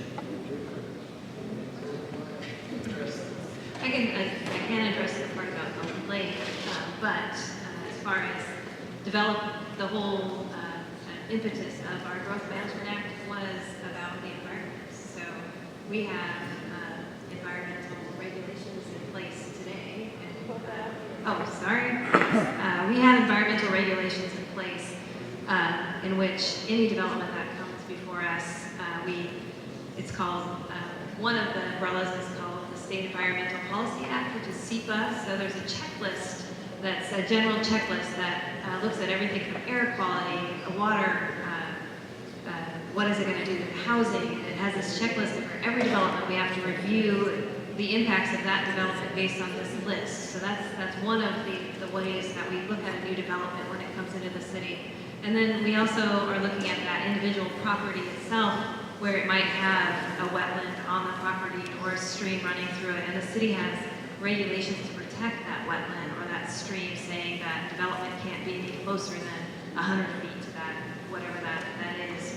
Or if we have regulations to protect our steep slopes and our fish, and so we do have regulations to take a look at protecting those resources for every development.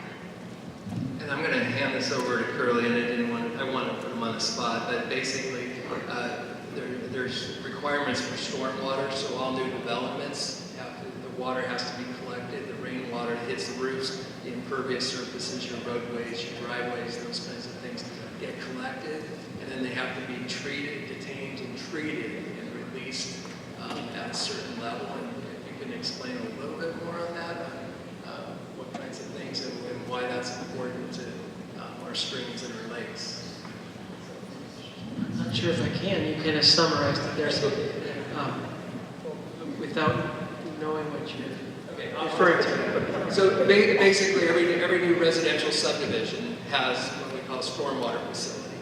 Those stormwater facilities have to be maintained, and they have to, for instance, nitrates. They're required to eliminate or reduce nitrates to a level that's already established by the state. So there's these documents, and so every permit that goes through and every new development, that is the case. I believe it to be very accurate what you were saying about Lacamas Lake and the rural county and the drainage that comes in from, and all the cattle and the fertilizers and all those things that come down Lacamas Creek into the lake, and that has been a problem for years and years. As new development goes on, have been increasing regulations on how it gets released. So the water that should be hitting there is supposed to be at a safe level. And another question right here then. So first of all, a comment on that SEPA program. We only have it open for 14 days for comment once a committee member. I just wanted to ask if there's some way we can expand that to 21. I've done some research at local cities, and it's not uncommon to put 21-day response as opposed to 14.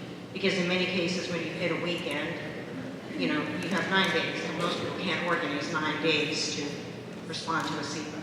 But my more specific question is, I understand that we're looking to get an employee that will be an urban forester locally for Camas. Is this correct? Yes. We're looking to, Robert said that. Robert, where are you? No, I'll talk to that. I'll talk to that. That is something that has been discussed at the city level for some time now. It's something that the community development staff supports.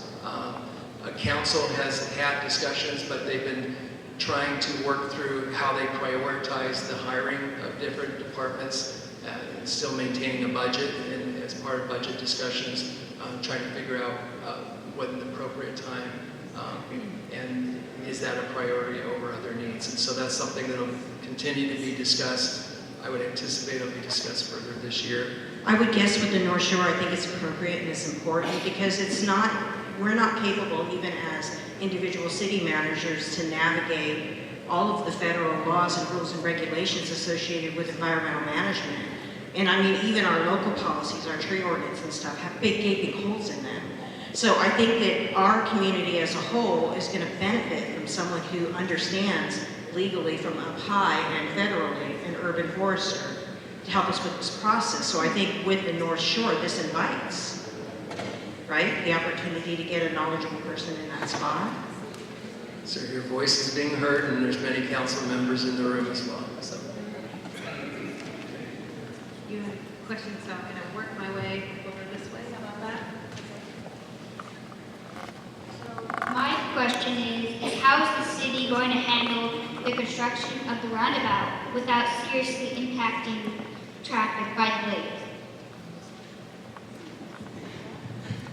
That's a good question. We actually addressed that at the last public meeting we had for the roundabout. We have a 3-stage plan to do so.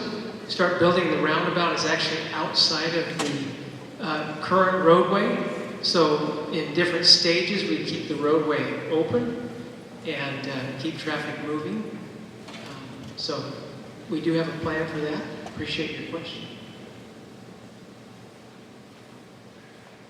I'm wondering what your plans for the Ledbetter House are, and if you're going to close that road, are you allowing access to that private home that's in there, a launching ramp, and the Ledbetter House? Jerry, you want to come up here for a second? Jerry Atchison's our parks manager. He has a little background on the Ledbetter House. I can't answer part of the road itself. We are planning on having it closed off so we can certainly navigate the lake at some point with the trail network all the way around, but only until such time that we're able to have some sort of a parallel road to allow access for all the people that still live up there, and then we do need that full circulation. We are currently going through a legacy lands master plan for that area, and currently we are looking at closing the road at where's the boat launch? Wildlife Lake? There, and also at where the new school is, there's a property down below, so it'd be 2 ending points right in that area. Ledbetter House. We're starting to look at the potential uses from bed and breakfast to an event center, and we're starting to go through that process also. The Parks and Recreation Commission will be studying that throughout the next 2 or 3 months, I'd imagine. My question revolves around the activity that we did, and how did you decide on all the Post-its, the categories, and also because I was a woman, or are you, with the hat, the green hat. I loved her idea about incorporating smaller farms or a winery or something like that, and a bed and breakfast, and make it sort of like the North Shore would be like a destination kind of area to play off of the natural beauty that Camas has, and the lakes, and the recreation. So where would her idea, there's no category in those Post-its to address her fabulous idea. So how would that play into the development of the North Shore? Well, so the answer to one of the questions, how to distribute the Post-it notes, was based on the current zoning. It was a rough estimate of how much land is allocated to each zone now. And then looking at our first major problem statement where we mentioned that the city now owns land that's currently residential and currently commercial, and so we're asking for you to help us redistribute it. And then part of that exercise allowed you to trade in some of those sticky notes for something else. And then also roaming around, I guess I probably should have mentioned that if you had some out-of-the-box ideas, we were definitely open to them. And so I stopped by the table and we were discussing their idea. I said, write it down, let us, consider it as a group. I think part of that answer too is that when you actually look at our zoning ordinance that we use to implement the current zoning regulations that we have uses in there, like bed and breakfasts are allowed, cottage developments are allowed, kind of cool little kitschy urban farmer might even be something we could put into like a master plan development. It's a lot of that gets into the design element to it. We do have some tools in the toolkit already that can help enable some of that kind of growth or development pattern if we get some creative developers at the table. Part of it, we may have it ready for folks, we just can't always make people use all the things that are available. It's a sausage-making process with a subdivision, for instance. If they want to achieve a particular density, but they're required to have some open space and trails. We do our best to try to get the trail connections. But as Sarah said too, it's good to get some of these out of the box thinking ideas too, because that's why we go through this, is to help. It's an evolution constantly with our code and our comprehensive plan.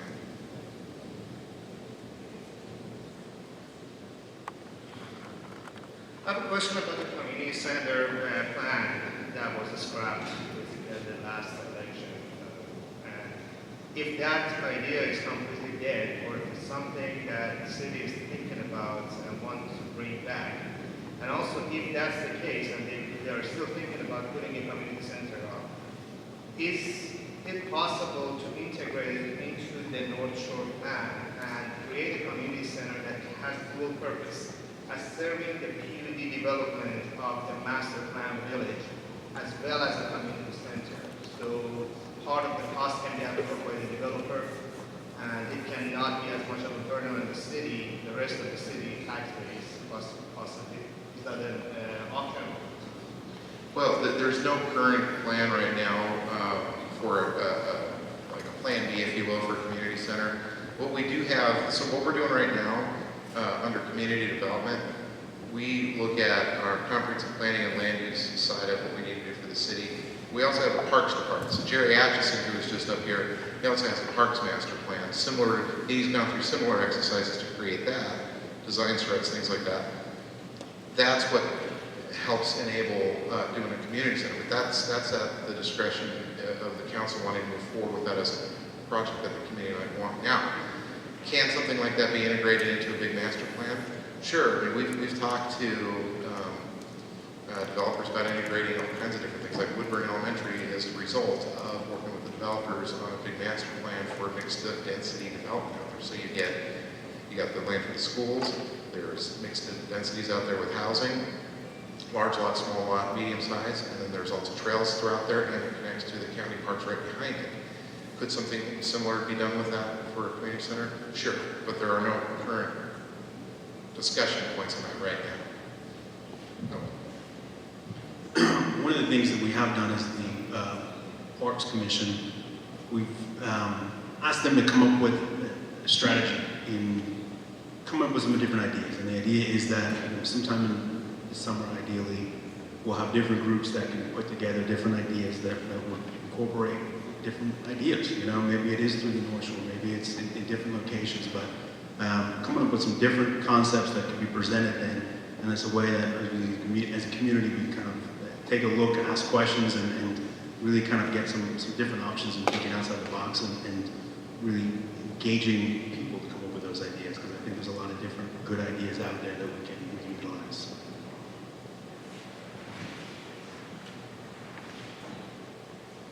So just want to acknowledge staff gets a lot done, and obviously in a presentation like this, there were kind of 10-minute chunks of information we had to get into. Talking about something as complex as a GMA, right? There's a lot of moving parts in that, and to do their best to serve the task of the evening and get us caught up for what feels relevant.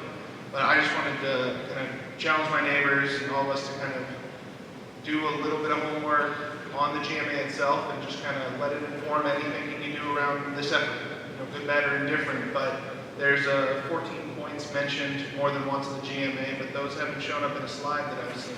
And if you look at those are very simple. It's a great entry point into that document.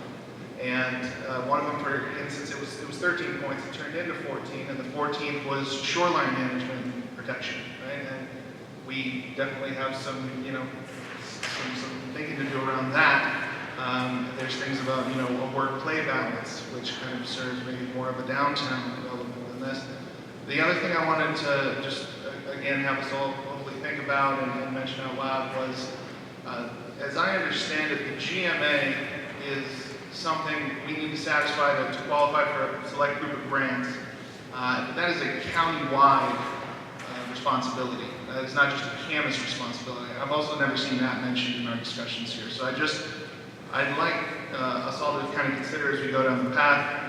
I know that all this is done with best intention, and there's a goal to each individual task. But in the big picture, we can always kind of slow down and ask ourselves, does this have to happen now, in this place, at this pace? Thanks. Those are some good points, actually, and what I think it's important to key out for that too. Just like tonight being recorded, all the other meetings that we've had about the North Shore have also been recorded and are available. And at some points we've talked about some of those other elements, but you're right, it's tough to cover all those things every single night. Last Thursday was the Growth Management Short course we hosted over at the Lodge.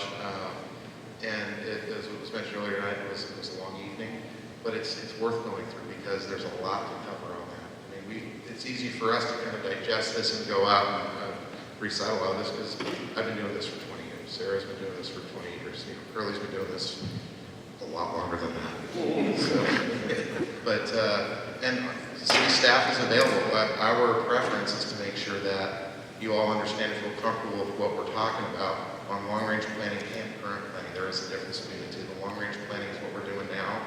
The current planning is when the houses go up. How did that subdivision get approved? That particular process too. And it's complicated, but we're here as a resource. Sorry, just one direct question to follow up. Am I correct in that assumption that GMA is a county-wide responsibility? It's Clark County that we opted into. It's not just something that Camas has to do to satisfy. It is a we solution. So Clark County and the cities within it need to plan together. The county has their own countywide planning policies they adopt. They have been great about bringing the cities to the table and coordinating those efforts. Our comprehensive plan also needs to be consistent.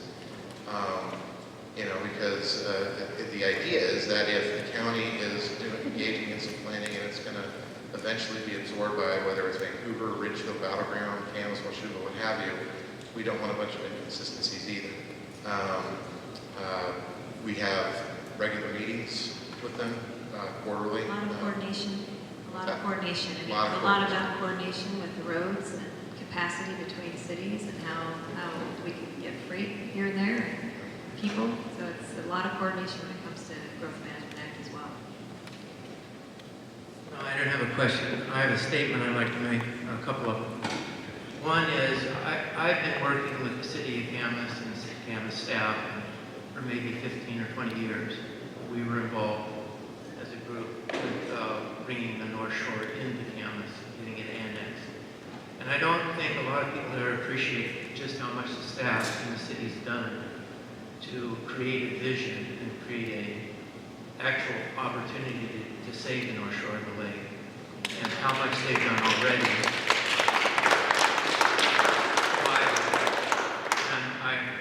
I think that you, way beyond most areas that I've been involved with development with, have done a good job of doing a good job of saving things.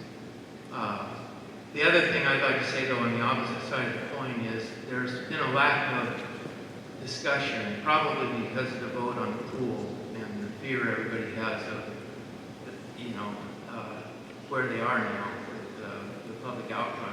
But I think there's been a lack of discussion, and it should be thought of by everyone, about private property rights of people like the Johnsons and the Mills, who've actually worked with the city for years and been a part of this plan, and have a comprehensive plan already approved that went through 10 years of work, and have their lives unfold while people are told you can go claim what they own. If somebody came to your house and said, you know, I don't like the way your bathroom is, we're going to change that, and so I'm going to use it myself, you wouldn't like that. So I think there's a cooperative, a very cooperative situation, and you've got a great group of leaders, but I think there needs to be more discussion of what these people have right now in the way of property rights.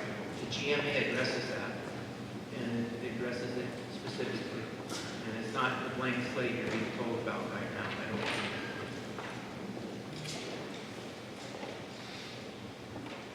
Do we have any other questions?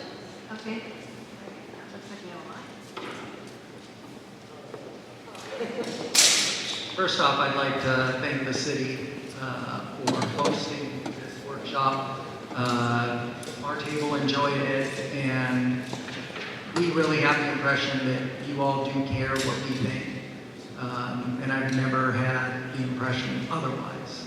You guys are certainly available when we want to talk, and it really does feel like you genuinely care. Now my question is on funding for purchasing green space. Do we have a certain amount of funding allocated specifically for that? If so, how much?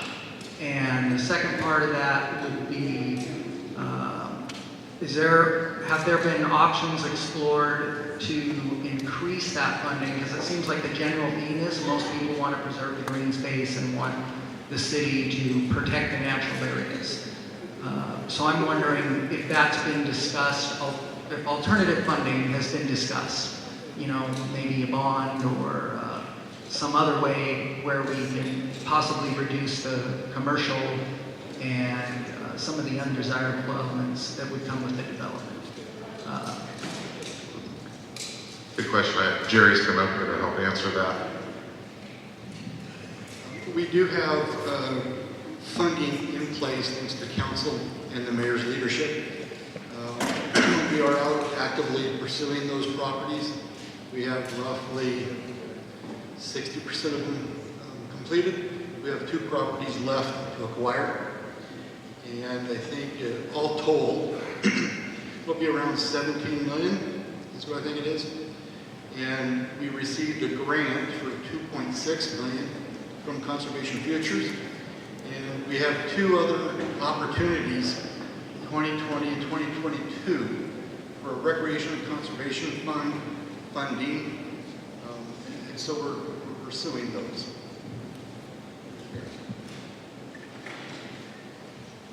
Do we have any other questions? Or any hands? Oh, you want to talk? So at our table tonight, we had a great time doing this exercise, by the way, and at our table, we were frustrated by the fact that we had to place all of the stickies. We didn't want to place all of the stickies. But we understand why we have to place all the stickies, because the stickies is what gets us to GMA compliance, the stickies is what gets us to a tax revenue base that allows us to pay for the things we want, and that all comes by a certain number of homes and businesses and all of that. But we didn't want to place all the stickies inside that green area. But we did. And unfortunately, our map did not represent what we wanted. Our map would have represented what we wanted had the instructions and the rules of the exercise been to place however many stickies you want wherever you want on the map. That would have then reflected exactly what we wanted the North Shore to look like. So I think that it's this balance. It's having that we had to place all of the stickies is the frustrating part. And so my question is that we have 3 other sub-area plans that are in our master plan. And we wanted to place the blue stickies out in Grass Valley, in that sub-area. And we wanted to place the high-density apartment complex stickies in the downtown sub-area, because we thought that was the best place for those. And so I just wonder, and I know you gotta pick one, but do we have to pick one? And what was the process that was used to pick this one instead of opening it up to where we could develop some things in this area and some things in this area and some things in the North Shore? Thank you. Yeah, that's a good question. Serious question, really. So in 2016, when we adopted the comprehensive plan, there were the 4 sub-area plans that you referenced. We actually did start looking at Grass Valley right off the bat, because that has been sort of the general area where we've had a lot of our economic development over the last several decades. Predominantly what's not built, a lot of the stuff that's available is owned by just a few property owners. And we talked to those property owners, and they didn't want to participate in the sub-area plan. Could the city do a sub-area plan without their permission? Sure. But it doesn't really lend for a good partnership and relationship long-term as we see it. And the other challenge with the Grass Valley area on the lowland areas, it's pretty wet. And we've known that for some time now. Can wetlands be developed? Yes. But it's a complicated layered process that involves the state and federal government, and it's just not something we were going to be engaging in. So the other 3 sub-areas, downtown, North Shore, you know, from downtown, when we started talking about, we had 2 choices. We were thinking, well, we could either do a sub-area plan downtown or one in North Shore. We were on the heels of losing out on, as a city-wide, 2 big economic development opportunities out in North Shore by the Johnson Dairy to Vancouver. That would have been good, clean industry and good paying jobs. But they had mentioned to us we weren't ready in terms of infrastructure planning and things like that. Around the same time, the Downtown Association was blessed with having the energy of Main Street, the USA, where they come in and bring in some small town, thank you. And we missed out on it just by a hair, right? But there's a lot of really cool things going on downtown today. Thriving businesses, a variety of shops and restaurants, offices, all kinds of things. And of course the mill, right? You've got all those lands around there that can do, you know, from a geeky planner perspective, it'd be kind of cool to be able to plan on some of that. But again, that gets into that relationship side. The mill doesn't want us to plan for that right now. And then so it was about, there was a discussion with council this time last year on what do we do? Do we do the North Shore? Or the downtown. It was a tough decision, but ultimately it was chosen to do the North Shore, in part because of what we were just talking about with our parks acquisitions. The city purchasing that kind of land is literally putting our money where our mouth is in terms of open space preservation, but it takes those numbers that we planned for in 16 off the table. We can't then consider that to be right for residential development. We could wait for the 2024 update to reallocate those numbers, but that in concert with trying to dovetail in better transportation planning or more fine-tuned transportation planning in the area, we figured a sub-area plan is a good tool for that. And to paint the map green where we have bought open space to preserve it. And the school district also bought that 40 acres too, so they have preserved areas out there. Could we do 2 at once? Yes, but it's all about funding and staff resources. Sarah is the long-range planner for the community. In fact, we've just reorganized how our planning works. So I'm the planning manager of them all, by the way. I didn't introduce myself when I came up here, sorry. Sarah Fox, senior planner, Lauren Holmbeck, senior planner, and Madeline Sutherland is assistant planner. That's it. To do a sub-area plan in and of itself is pretty labor-intensive and time-consuming and expensive. That's not the only thing on our plate that we have to do for long-range planning. We also have to do our shorelines update. Goal number 14. State says, city, you got to update your shorelines plan. We're also doing, Sarah was awesome at getting grants, still continues to do that. She got us some grant funding to do a housing study, market housing study, to look at affordable housing issues. So that's another thing that we're going to be doing this year. So that it was a choice that council made. We could do one, so we did one. That doesn't mean we can't do another sub-area plan. So there's a lot kind of in the decision-making process on Looks like you want to. Oh, I didn't want to interrupt you just in the middle of thought, but I was just going to say, I neglected to mention that we actually only have this space until 9 o'clock, and I fear that we're overrunning 9 o'clock tonight, so our building supervisor probably wants to go home too, so I'm not sure how we want to, how many more minutes we have, and I was going to go looking for it, but I didn't notice what time it was, so. Well, I think I'd like to try to get through questions too, so I want to balance this a little bit. I want to address that question just a little more clearly. So with all those, with each of those little stickies that were given, there was not a specific density allocation or a specific job number allocation. It just kind of represented an interest or an area, and not a geographic area, just an area of housing would be over here, this would be over here. Those deeper dives come in through the vision. All land has capacity, and what I mean by that is there's capacity in terms of there's wetlands out in that area, there's significant trees, and we have to plan for water, sewer, and all those things, and you have to figure out the funding on how that's going to happen. And all that drives capacity and are part of capacity discussions. Those are things that we get into as we continue on a path with that. And then we develop regulations, standards, things like that to protect your open spaces, integrate them into those areas and those kinds of things. So try to address it a little better. Is there any other questions before we try to close up? John? Maybe 2 last questions. Is that all right, everyone? You know, we're all available. You can call us on the phone too tomorrow as well if you had a question that you really wanted. So my question is, the city talked about we own already 200 some odd acres, I think, out of the 800 acre North Shore greater area or something like that. What did we pay for that? And you probably don't have the answer and have to research that.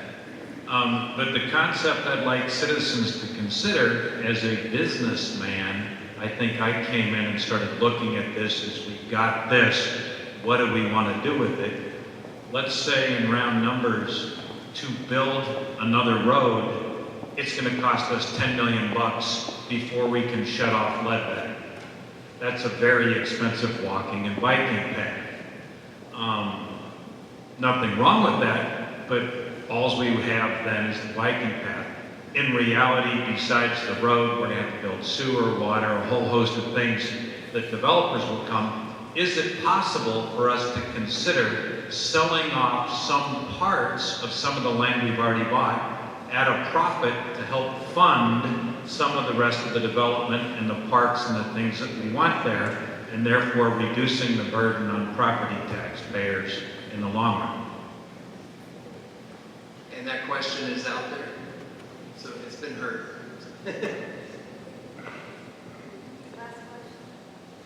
Yeah, so this is probably for the fellow from the Parks District. I think that there has been a pet project I've been working on now for a couple of months. It was uncovered. We have a way to get more money outside of grants, outside of levies, outside of property taxes. We have a way to get more money to preserve land, to put land into preservation and permanent perpetuity. And that is a gap that we're missing here in Camas, and that would be a local land trust. So I looked at Columbia, our big one. We're at the fringes of their area of interest, and they only want to work with large lots that are biologically diverse. Fallen Leaf Lake, Camp Curry, Heritage Trail, they've done great work for us. If we had a local land trust that was a 501c3, that would enable citizens at their tax return to donate money into that land trust, and the money from that land trust is used to buy green space. And the other advantage to us having our own land trust, and I have it on my folder, Clackamas Land Trust, I've even given it a name already. The other advantage to that is there's significant tax advantages to those people who choose to donate their land to the city and to the land trust.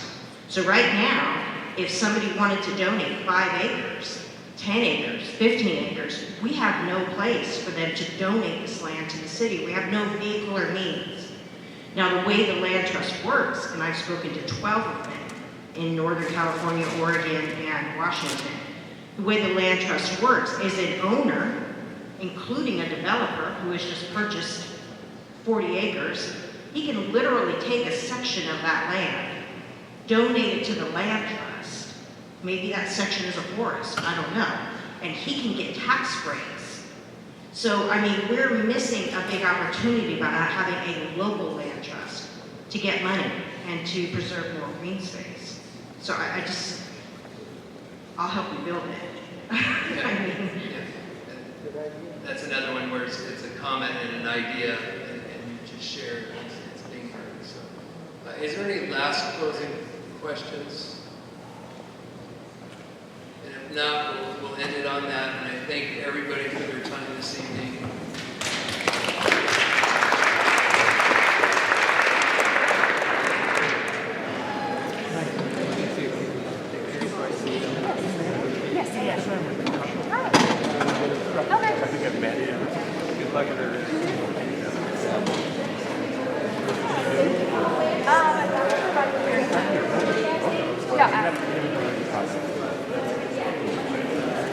Anyway.